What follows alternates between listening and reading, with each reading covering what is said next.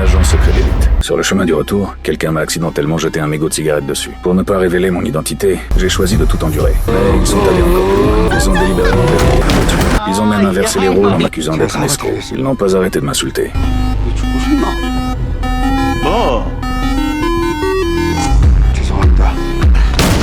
Même lorsque j'étais à terre, je n'ai pas riposté, parce que je savais parfaitement que chacun de mes gestes était surveillé 24 heures sur 24. J'étais autrefois l'un des meilleurs agents doubles du pays. Plus tard, j'ai menacé mon supérieur avec une arme pour quitter l'armée de force. Aujourd'hui, je ne suis plus qu'un simple employé de banque. Mais ma fille était victime de harcèlement scolaire depuis longtemps. Elle a reçu un violent coup à la tête de la part de Grégory.